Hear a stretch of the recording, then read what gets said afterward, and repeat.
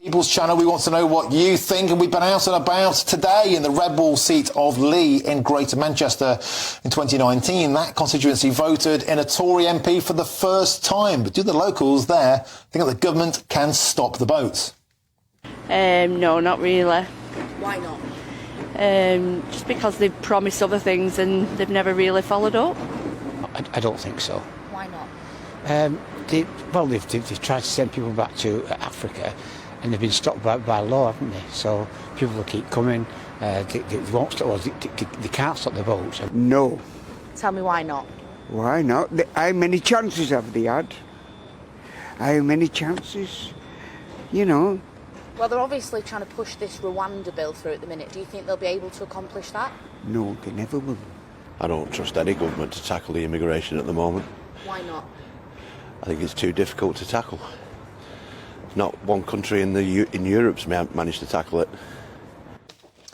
And there we have it. The good people of Lee in Greater Manchester, they don't trust anybody on this anymore. And to talk about that now, I'm joined by Labour MP for East Ham, Sir Stephen Timms. Sir Stephen, thank you very much for joining us in the studio. So the bill got through, but the Labour Party have made it abundantly clear they will get rid of it at the first opportunity.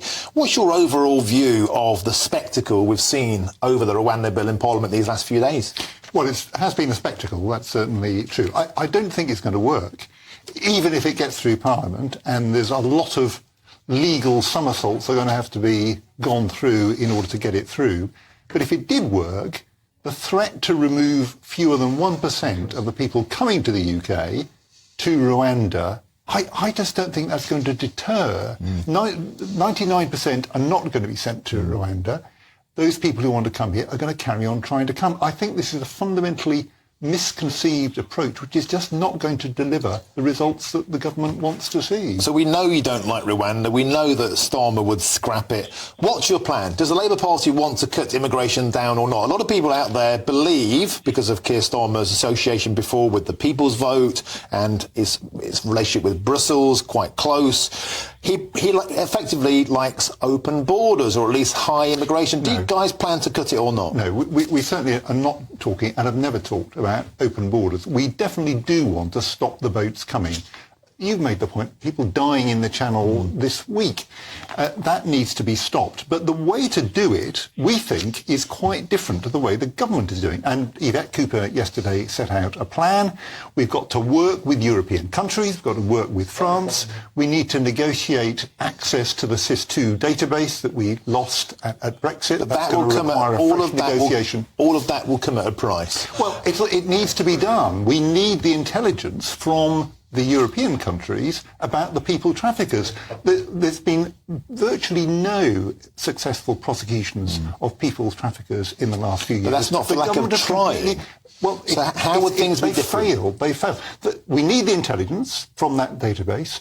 We need a new returns unit set up that will return people who are not entitled to be here to where they came from. But that would also surely come at a price. There's been a lot of talk about a reciprocal deal with the EU. We used to remove a lot more people. The number of people removed from the UK has plummeted. Across the board, the policy of this government has been a failure.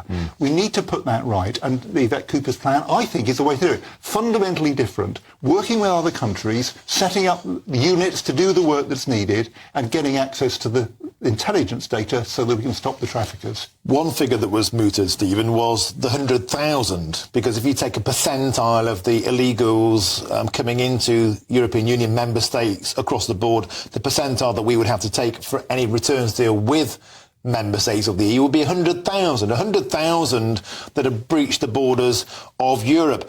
How on earth, if that's the route, can we get net migration down? Well, we're taking an extra 100k from the EU. We're not talking about a returns deal. We're talking about working with the authorities in the other European countries, France in particular, to stop the boats coming from Calais to the UK.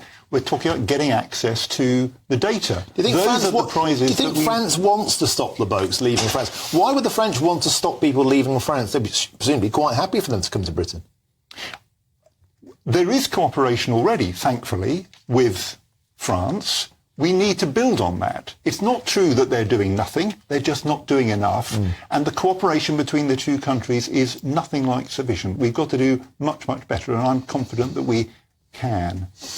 £500 million a year we give to the French at the moment. We don't seem to get an awful lot of fruit in return for that. We've given £400 million to Rwanda and got absolutely nothing so far. On that we can agree. I mean, they're trying to give the money back. Absolutely. And they're talking about £170,000 on top of that, £170,000 for every person who gets sent to Rwanda. We don't know what's going to happen. Apparently they're going to have people sent from Rwanda to the UK. I mean, this deal is, I think, it's hopeless. And yet the government has made this as the one thing that's going to solve. It's not going to solve the problem at all. And we all agree that it's small beers compared to legal migration. What's the Labour Party's plan for legal migration?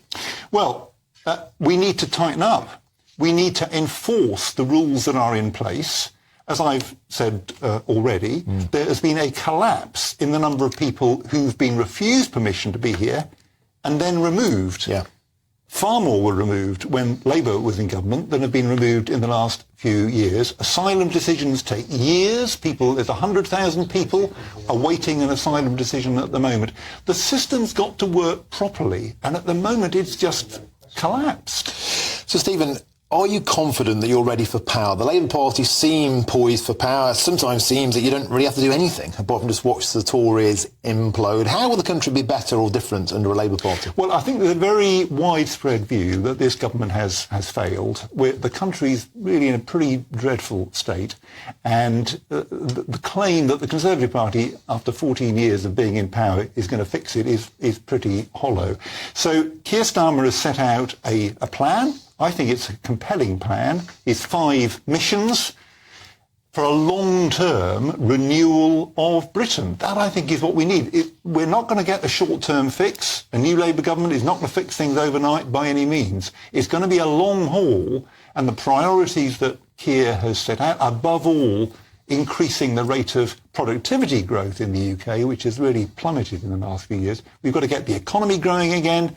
We've got to get Britain building. We've got to fix the NHS, the other missions that Keir has set out, with kind of cross-departmental mission boards to deliver on each of those 5 missions. I think that's the right approach. I think it'll work. It sounds great, but the biscuit tin is empty. There's no money left. Well, indeed, I'm afraid we've got a terrible economic record under 14 years of Conservative government. And putting that right is going to be the new government's number one priority. If the Labour government is elected, getting the economy firing on all cylinders again is going to be the number one priority. And you're right, that is the key to turning things around. Superb. So Stephen Timms, Labour for East Ham. Thanks for joining us in the studio. Thank you, Martin. Absolutely delightful. Thank you.